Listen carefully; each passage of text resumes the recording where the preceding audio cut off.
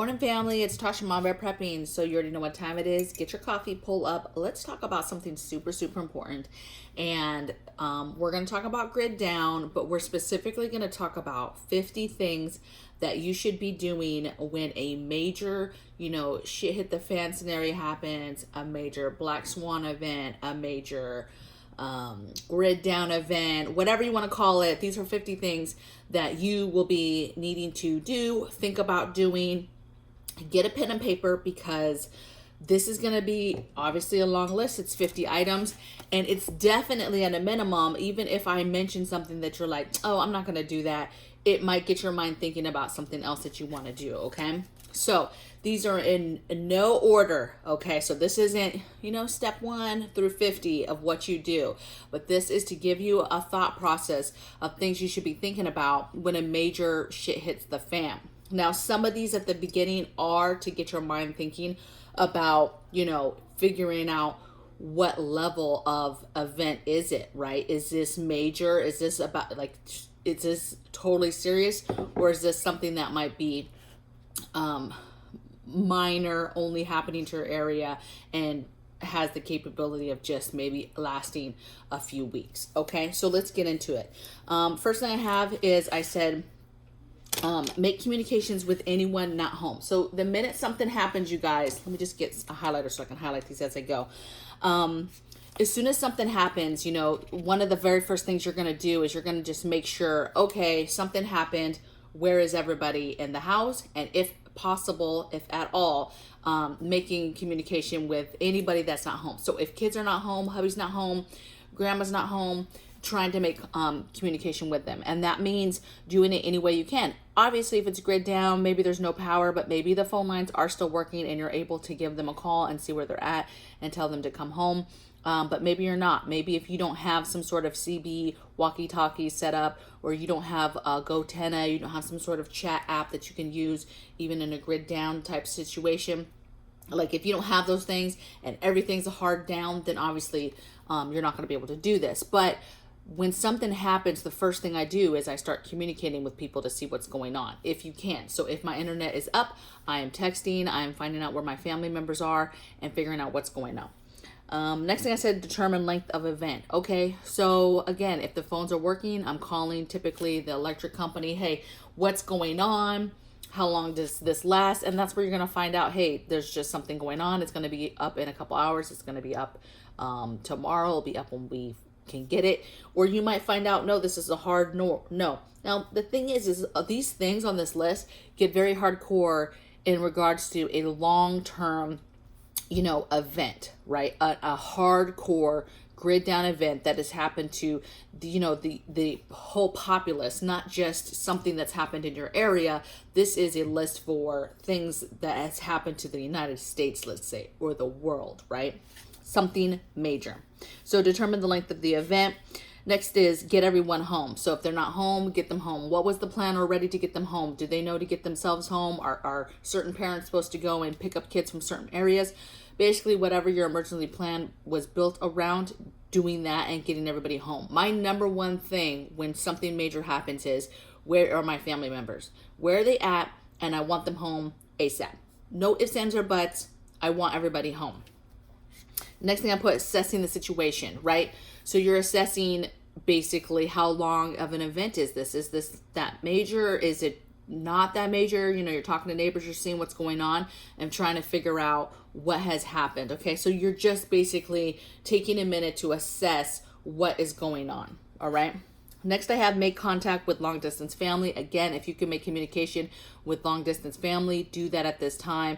Be figuring out what's going on. Typically, if something like the movies, something crazy happens, you're just going to be trying to figure out, one, what's going on. And there's a very good chance that there's not, the phone lines, if they even work, are going to be so overrun that people are not going to be able to get through. So in order to communicate with somebody in a different state or a different town, you would have already needed to have that type of communication set up, right? Radios, and have that and have practiced already and know how to communicate. So maybe you can't communicate with family members, but maybe you've already made contact with like-minded people in other states through ham radios or whatever the case may be. And so at this point, instead of maybe family members, you could be making points, communication with other people in other areas to share information about what's going on, so you can figure out, is the same thing that's happening in your state happening in another state. Okay, so making contact with other people or family. Next is talking to neighbors and collecting data, right? So knowledge is power. People are going to be talking. Be careful about this, but this is your time to kind of figure out what's going on. What does somebody know that you didn't know, right? Maybe somebody has a ham radio and has made contact and is like, can tell you for sure, hey, this is happening in New York City right now also. Or I just talked to my buddy in Wyoming and this is happening there. Whatever it is that happened, you know, communicate with people, because you're going to be able to get intel. You don't I'm not saying go out by any means and start talking to all these people, but be aware of what's going on. Be aware of your neighbors and what they're telling you, so that you can be getting intel any way you can. At this point, you're going to be getting intel from other things as well, but be paying attention to what they're saying, okay? So talking with neighbors. Next, I said not going out for supplies. So you should not be, when grid down happens, going out and being the one to get last minute meds, last minute gas, food, water, any of that stuff, propane. Do not be the one going out. This time, if it is a real grid down, shit hit the fan scenario, you should be staying home. You should not be going out into the initial madness and chaos to get stuff that you should have already gotten, okay? Preppers are preppers. We're not hoarders. You should have already had that stuff before. That's the whole point of preparedness, is so that you are not the one going out and having to get these supplies. Okay, so you should not be going out and getting in these lines. Next is fortify your basic security measures, right? So as soon as something happens, I'm walking my property, I'm walking my backyard, I'm making sure all my locks are good to go, my gates are locked, my sheds are locked, my garage is locked, any extra RVs, cars, I'm making sure my windows are shut, my you know, my sticks are in the windows. You know, I'm just fortifying my home, right? Do I need to put out a couple extra solar lights maybe? What am I doing to fortify my home right away? Because the first 48 hours is going to be, on a major event, is going to be out of control. The first 48 hours, and then initially those first 90 days. But that first 48 hours, when everybody is literally losing their minds, that's what you're preparing for. So you're locking down your little part of the world, right? Your home, your area, right? If you have any kind of fencing or things that you could lock in the front of the home, right? Some sort of gate or anything like that, you're shutting those things down, okay? You're starting to lock down and fortify your home, okay? You're not becoming an easy target right off the bat. Next thing is monitoring radios for information. So again, you shortwave radios, right? You're paying attention to the emergency broadcasting. Is anything coming in? Is any kind of information coming in? What are you learning from that? Is it just your area? Is it multiple states? What's happening? What are they advising? And this is where that while the rest of us die, because on a major scale event, nobody's coming to help you. Okay, I hate to tell you this, but nobody's coming to save the world. No government is coming to save you. You're literally just getting this information so that you know at least what is happening. You have an idea, an inkling of what is happening to the world or to the United States in that moment, so that you can then make decisions for you and your family, so that you guys can survive. Okay, so monitoring the radios. You've got a CB radio.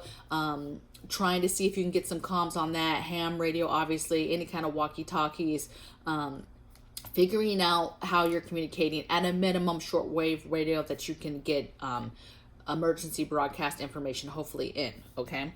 Next thing I have is staging lighting. So this is more of just kind of, hey, it's a long-term event. It's kind of getting crazy. It's going to last a while. Okay, staging lighting, right? Staging lanterns in certain areas, staging different things, because, you know, at daytime you can see, but at nighttime you can't. So staging different things around your house so that you have stuff ready in certain areas of your home, right? So staging your lanterns, for example, things like that.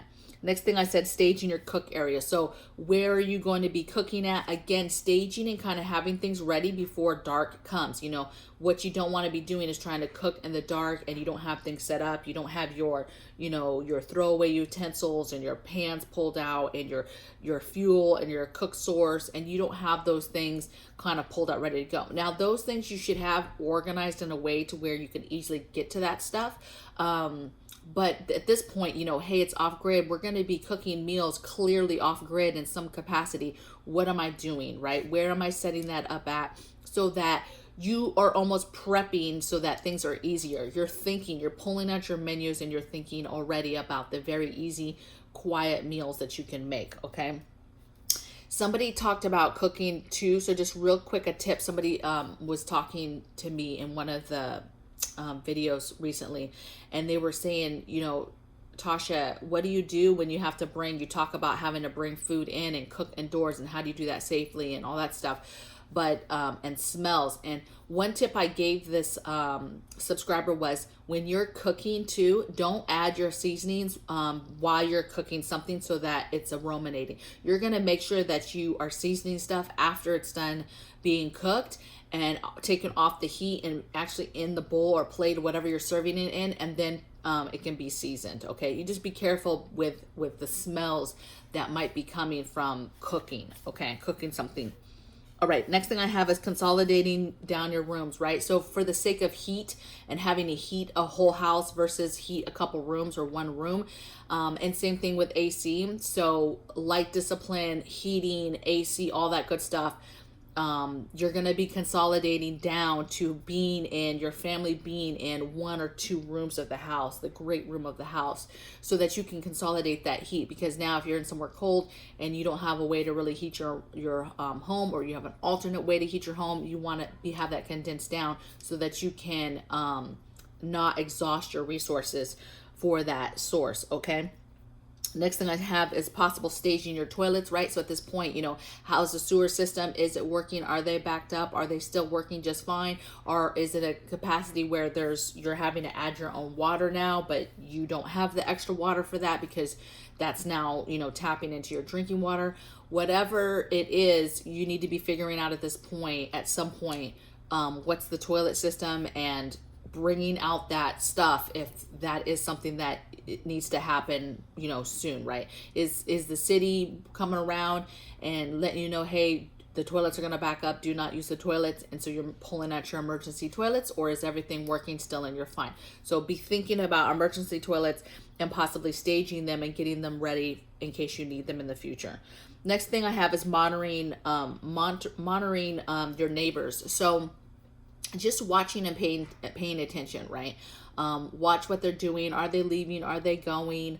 What are they talking about? What are they doing? Just keeping an eye on people, because people get desperate when bad things happen. And I trust you. They're going to be, you know, if they know you're there, they're going to be watching you guys as well, right? Do you guys have power? Do you have lights? Do you have food? What's going on with you guys? Are you guys coming out? Is there something that they can see? People get desperate when they don't have the things that they need. And so you want to be watching your neighbors and watch their moves and what they're doing, okay? So monitoring your neighbors. And then the next one is monitoring your cameras. So hopefully you have prepared. So I know a lot of people have cameras, right? They have camera systems, but a lot of those camera systems are set up where they are connected to the internet. They're connected to power. And the minute that goes down, you no longer have eyes outside. You no longer have cameras. So you need to be thinking about CCTVs, some sort of monitoring TV where it's just an off-grid. Basically, you do have to have a way to power it, okay? So this is something that you would power with having the cameras and be able to see on old TVs, right? And then obviously it's got to be powered to a power source, a generator. But a small generator will run a basic CCTV setup, okay? So be thinking about that and then monitoring and watching that. If you don't have the camera set up, you need to be watching any way you can. Maybe you have game trail cameras. Maybe you're just looking out the windows and with binoculars and you're just paying attention and trying to surveil that way. But you need to be paying attention, and you really need to have a way where you can see outside your home from inside.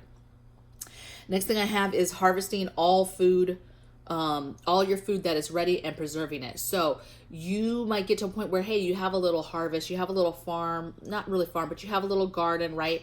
This is the time that you shouldn't just be letting fruit and vegetables just sit out there and be tempting for somebody. If any of your neighbors or anybody kind of knows or is maybe hopping fences to get food and see what people have, you need to be careful about protecting your food. And so you want to be harvesting everything at this point that can be harvested, right? It don't just, if it's ripe, harvest it and preserve it. Harvest it and preserve it, right? Get those, bright red tomatoes out of the view of people, right? Harvest them and get them preserved so that you're not tempting people to take that stuff, and you can preserve and get that food right away. Okay. That could be a big deal, is at least get that last harvest before it gets crazy and people are paying attention. Next thing I have is canning your freezer meat. So if you have the ability to can after grid down,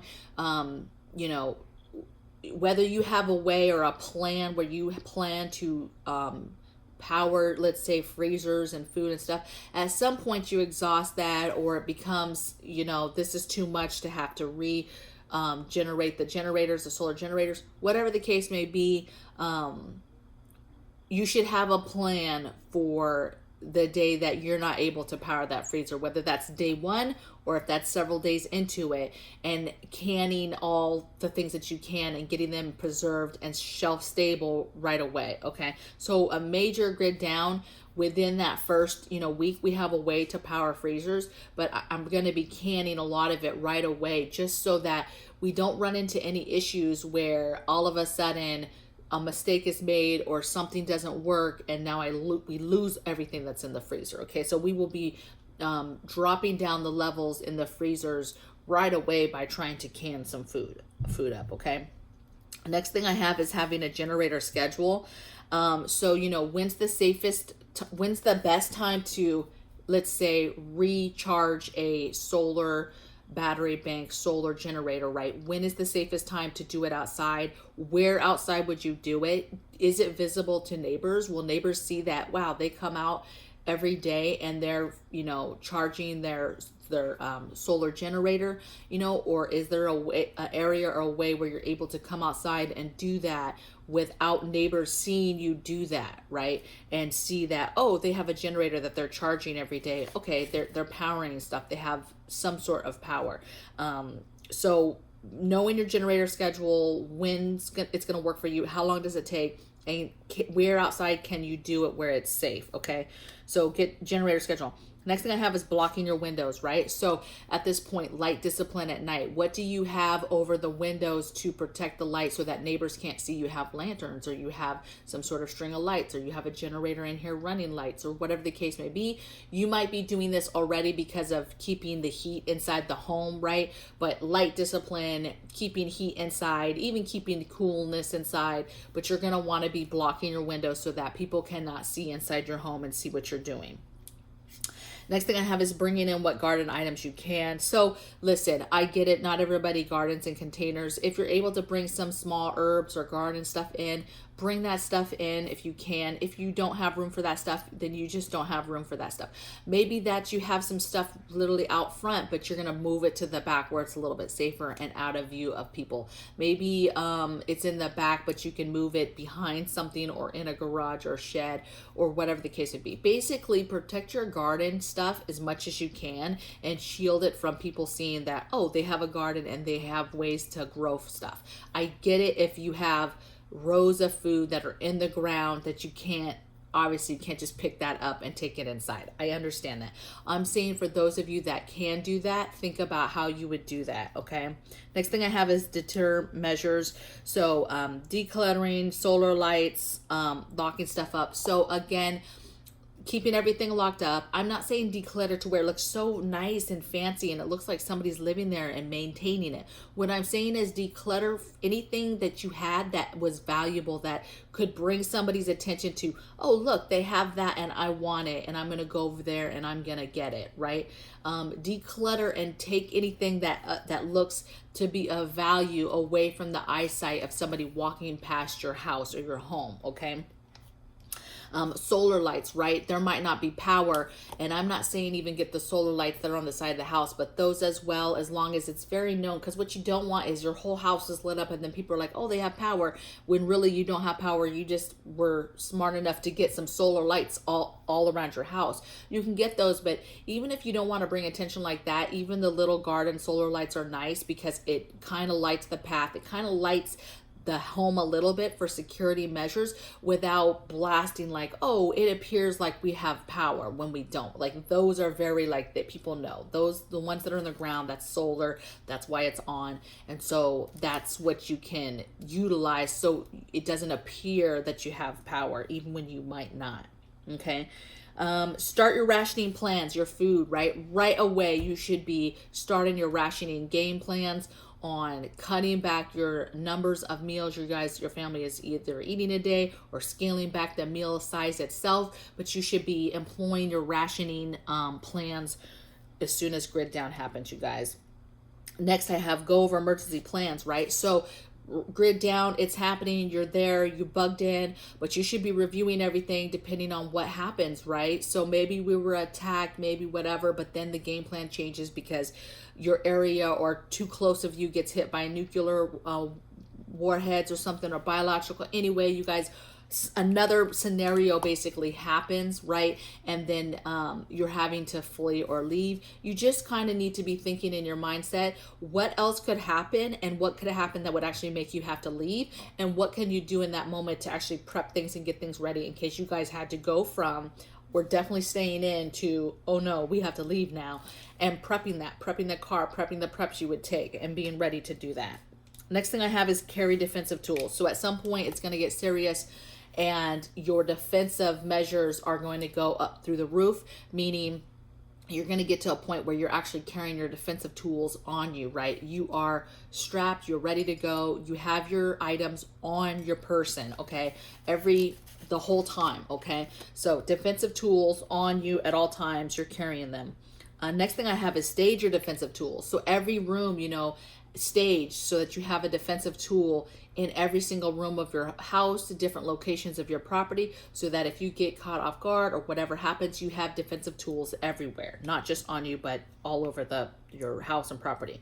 Next thing I said is hide your preps. So again, you're in the safety of your home, it's grid down, whatever, but things can go left real quick, okay? So, to me, I'm already hiding preps on a regular basis, but possibly thinking about, hey, how would you hide stuff if you got overran or marauders came through and you couldn't do anything about it? I don't know. What I'm saying is, don't have stuff just out in the open to where anybody can just see it and know what you have. For some reason, somehow a neighbor comes over and then they're talking to you and then they start getting nosy and they're looking behind you and then the background and paying attention, right? Don't trust people and don't have stuff in the open, so that even if you're just opening the front door and having a conversation with somebody that you know and that you halfway trust, right? That you halfway, right? You know who they are. They seem to be cool, but all of a sudden they're paying attention to what you may have in the background that they can see. And so that's what you don't want to do, is having stuff open, right? To where they can see, oh, she has this huge shelf behind her with all this food on it, right? Like, that's what I mean. Another thing is hiding defensive tools. Again, having that stuff hidden. It's staged already, but having it hidden in a way that the average person just doesn't see it and just know, oh, there's a shotgun over there. I'm going to be able to just go and get that, okay? So having a smart place for your defensive tools that are not out in the open. Next thing I said is don't answer the door. So first of all, unless it's somebody we know or we have some sort of schedule where we know we're coming out and talking to somebody every day or whatever, you're not answering the door for people. You're definitely not just, you know what I'm saying? You're not opening the door. Next thing I have in line with this is hanging warning signs. So you don't want to answer the door, but you don't necessarily want people to know, like, oh, there's nobody here, we're going to break in now and take some stuff. You want people to know, hey, you're not opening the door, but that it might be a bad idea for you to try to open this door or see if somebody's here. And you could do that by deterring people with warning signs, either dog signs, either, hey, your life is not worth coming through this door to try to find out what we have. Whatever the type of warning signs you want to put up Put those up to deter people, but don't be opening your door to people. Don't just be opening your door seeing what's going on because somebody's knocking and wants to talk to you. It doesn't, no, don't do that. Next thing I have is start patrols. So obviously, if you're in a, grid down, it's not safe outside, I'm not saying that you must be out patrolling and all this stuff.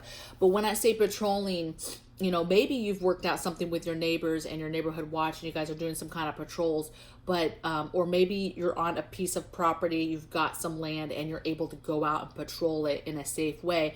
But this could be even from windows. I'm talking about even your apartment people patrolling, looking out windows, paying attention to what's going on, having watches where you're sitting out and you're viewing out of a window, not obviously viewing out a window where everybody can see you, but viewing and watching and paying attention and documenting what is going on in your area, okay? Who's walking around? Do you know those people? What is happening outside and surveilling what's going on around you, okay?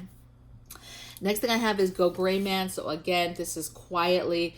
Obviously, you're staying in at this point, but if you are coming out, you're low key. You're not giving away a lot of information. You're not giving away information that you have, what's going on.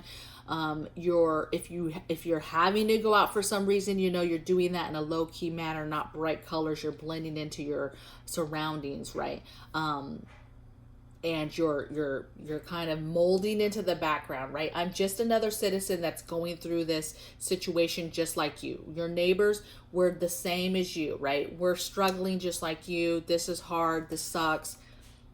We're gray manning it, okay? Next thing I have is get intel, but don't give intel. So again, knowledge is power, so you're paying attention to those neighbors. You're listening to what people are saying, but you're not giving intel, right?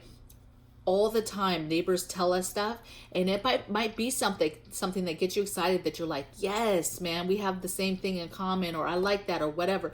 But I still do not give them anything, baby. I don't tell them anything, okay? Even if it's something that I agree with and I want to check I will listen and I will tell them things and I'll have a conversation, but I will not give intel. I will not tell them what I have. I will not pretend like, I have something. I'm just not going to be telling them anything, okay? I'm going to be having conversations, smart conversations, without telling them information, but getting information, okay?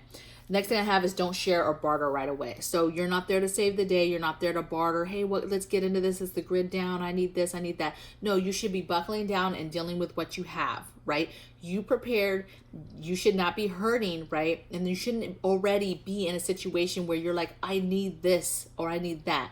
You need to learn to do with less. And unless it's like a life-altering, life-saving item that you need, you should not be talking to people and sharing and bartering stuff.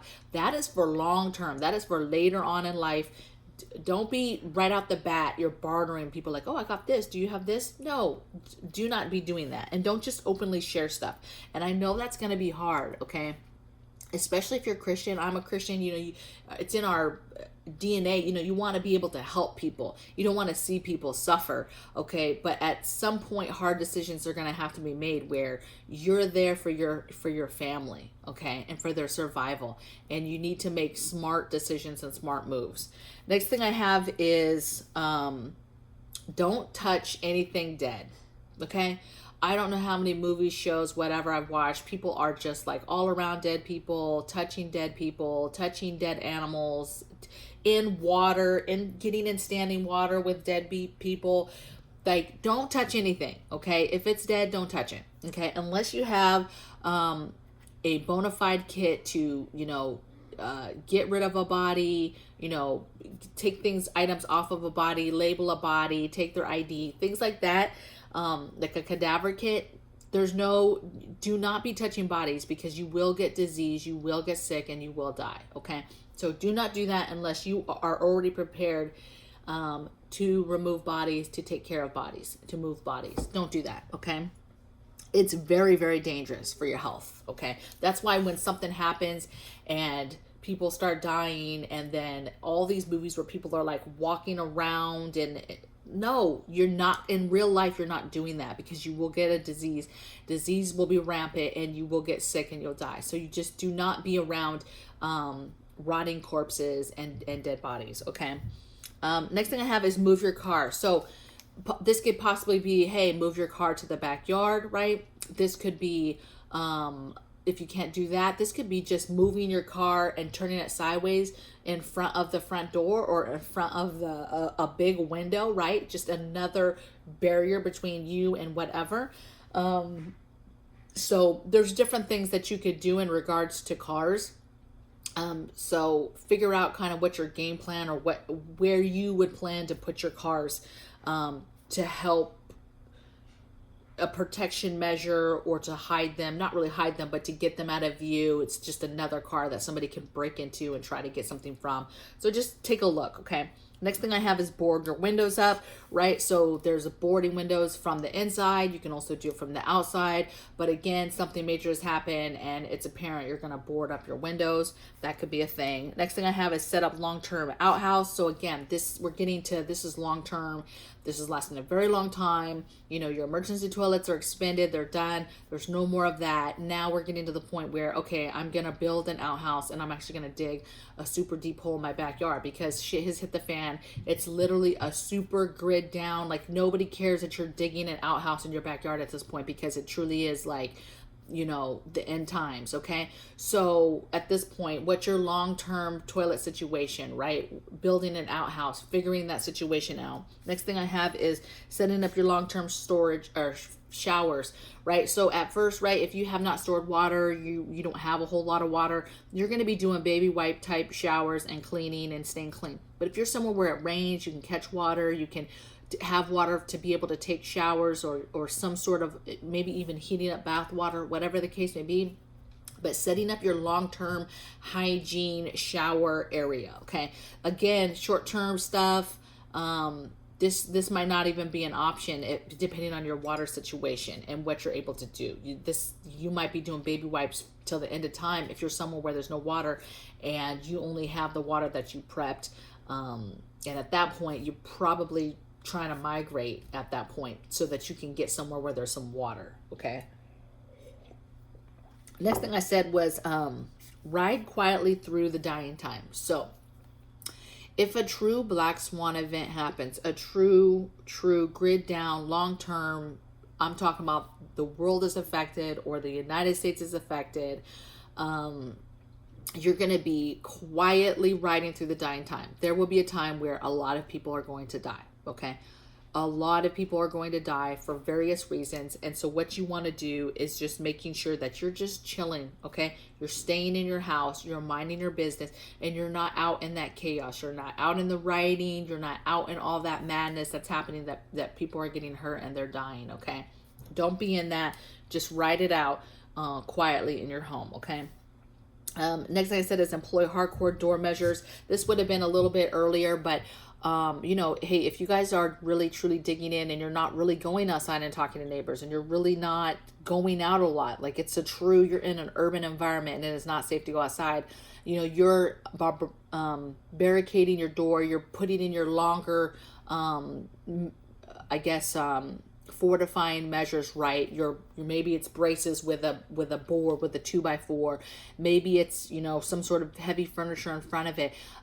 Be thinking about safety and fire safety and being able to evacuate your home if you needed to, but be thinking about how would you go a step further to actually fortify any doors. True fortification where, you know, not just you're locking some deadbolts, but true fortification of doors. Okay.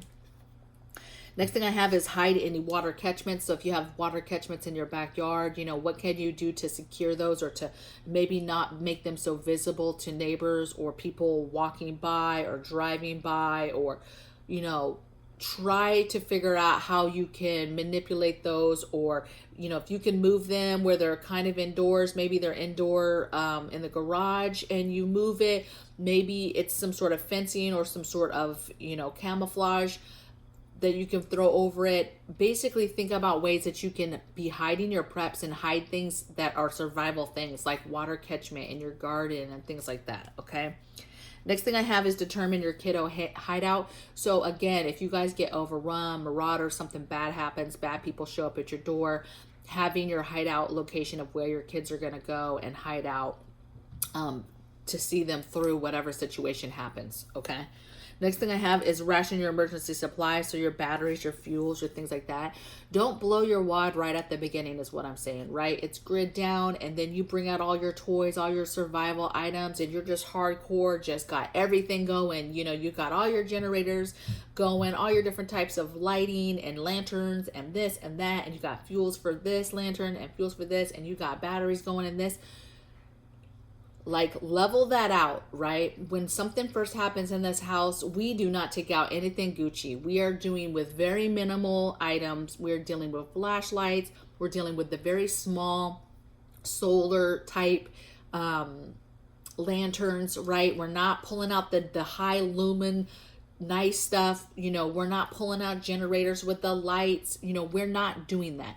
The only thing we would be pulling out generators is there's no power, and after a little bit we have to concern about the freezers. But as far as lights and having all this fancy stuff out, and we're not pulling out all our defensive tools, and we're not going ham right away, you guys. Okay, so spread out the love, because you have no idea how long you're going to need those supplies to last.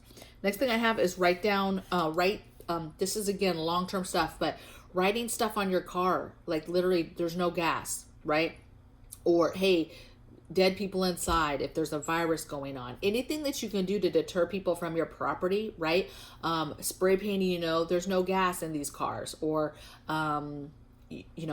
making the car look like it's already been vandalized for gas, right? Having the gas tank open, whatever. Right, spray painting, on the boarded windows, there's dead people inside, or there's hurt people inside, or I don't know, right, what that looks like, some kind of biological sign. It really depends on what's going on and how you use the scenario to keep your family safe in your home, okay? So that could be a lot of things. I know that was really vague, but it depends on what has actually happened and how you utilize that to then throw up things that could help keep people away. Like, okay, we're not going in there. That seems dangerous, okay? Next thing I have is do not leave. So do not leave. Unless you have to leave, like, hey, a nuclear bomb just dropped, like hours away from you, you're like, okay, we have to leave. Like, unless something major happens, do not leave. All your preps are there. You're not leaving unless you're going to die if you stayed, right? Unless it's inevitable that you would die if you stayed, you're gonna stay. Do not leave your house. Do not be like some romantic fantasy that, like, I'm gonna get my bag and I'm gonna just bug out and go somewhere, okay? Think about this. You might have another bug out location, but if it is truly a grid down situation, what is more important? This bug out location that you might not even have that many supplies? Yeah, maybe the location's a little bit safer, but you have to get there, which is extremely dangerous times to try to get there at the beginning, okay?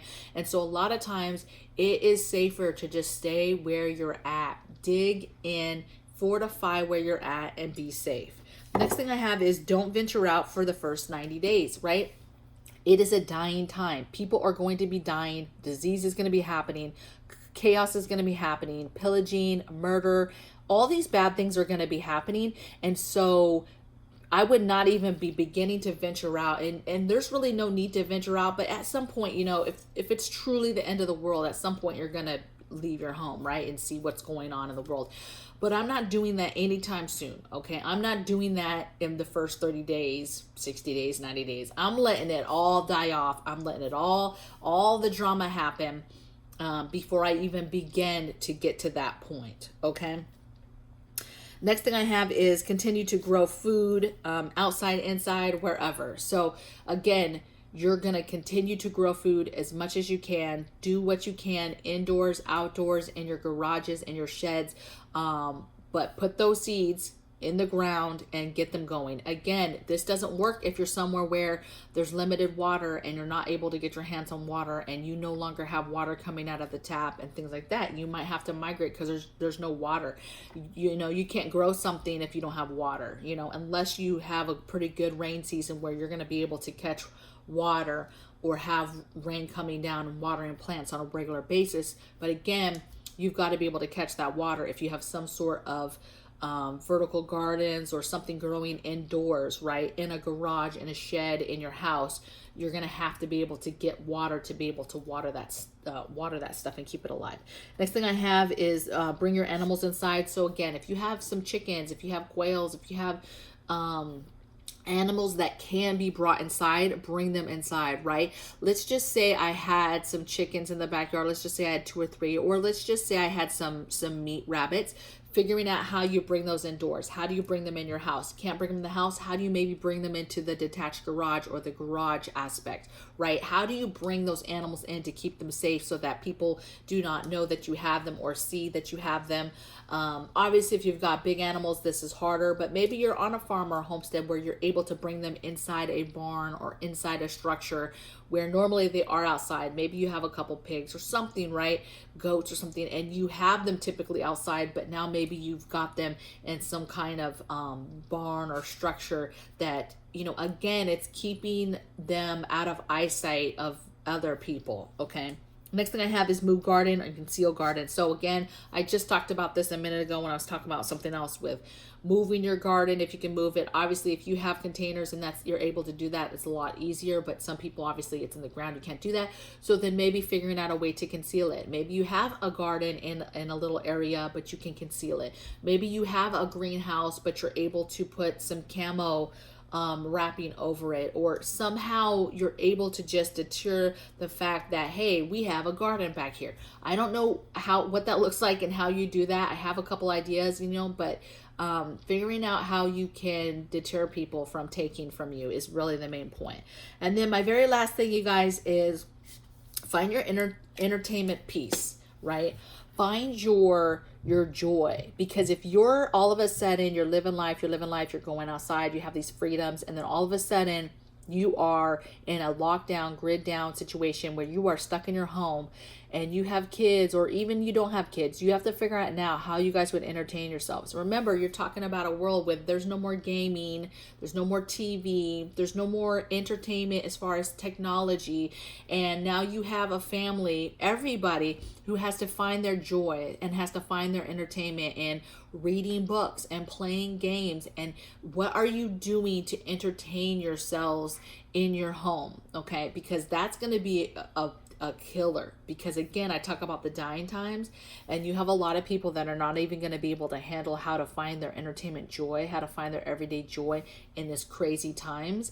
And you know, suicides and different things like that are going to happen because you're going to have people that can't handle it mentally, right? They didn't prepare and they don't know how to adjust and shift to a world of like, I'm bored, what do I do, you know? And what they can do. And it might be a time where they're not able to just even go outside in the backyard and throw a football and do something a little physical, right? It might be a no shit, they have to stay in the house for their safety. Like, they cannot leave. And so how do you keep your family and your kids' mental game up, okay? And so that's a super, super important one, is finding your entertainment joy. Think about it now, what you guys would do to entertain. Talk to your family now on this list and like, hey, these are the things that we might have to do, and we might have to actually stay indoors for a very long time, and what would we do for fun, okay? And getting those things in your house to make it fun, all right? So I will see you guys in the next video. I know this one was super long. This is probably my longest video ever, but this is super important, and I hope you got something out of it. And let me know in the comments below what you think, or if there's anything that you think I forgot. You guys take care. Bye.